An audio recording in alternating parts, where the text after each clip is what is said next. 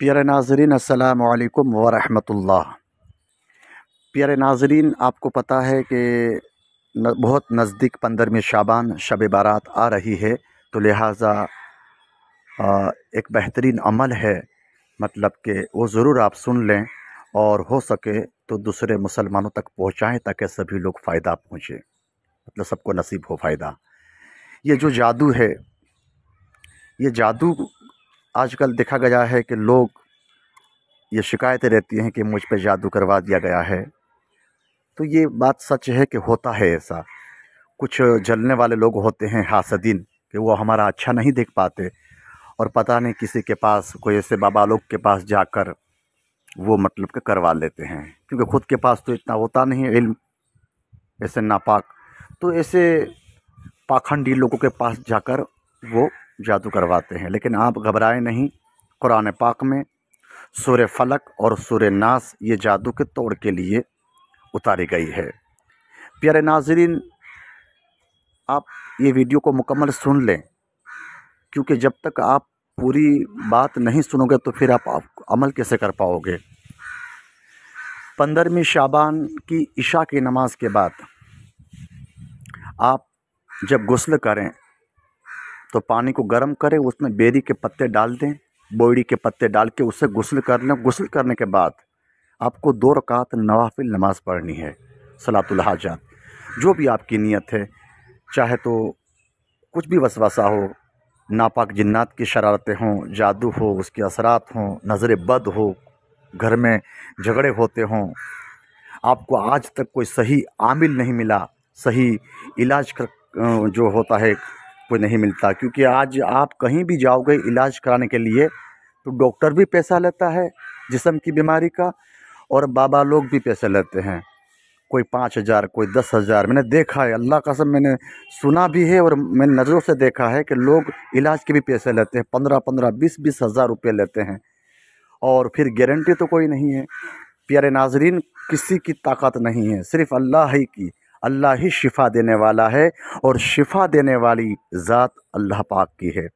लिहाजा अल्लाह की ज़ात पर मुकम्मल भरोसा रखें, उसकी ज़ात पर यकीन रखें, यकीन पैदा करें अपने दिल में।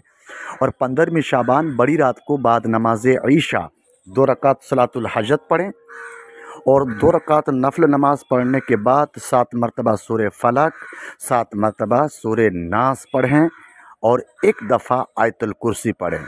प्यारे नाज़रीन, अल्लाह के लिए फिर सुन लीजिए आप, 7 मरतबा सूरह फलक, 7 मरतबा सूरह नास और 1 मरतबा आयतुल कुर्सी पढ़ें, और फिर ताज़े पत्ते बोड़ी के, बेर के पत्ते पे दम करें और वो चबा जाएं। चबाने के बाद आप फिर अल्लाह की बारगाह में दुरूद पाक पढ़ के दुआ करें, और दुआ करने के बाद फिर दुरूद पाक पढ़ें।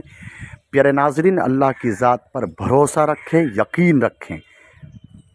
आज देखा गया है, मैं कोई दवा के मुखालिफ नहीं हूँ। दवा जैसे सुन्नत है तो वैसे दुआ तो उससे भी ज़्यादा सुन्नत है। तो अगर हो सके तो पहले दुआ ही करनी चाहिए। मस्जिद में जाओ तब दुआ, मस्जिद से बाहर निकलो तब दुआ, सवारी पर बैठो तब दुआ, सवारी से नीचे तशरीफ़ लाओ तब दुआ, बैतुल खला में जाओ तब दुआ, बैतुल खला से बाहर निकलो तब दुआ।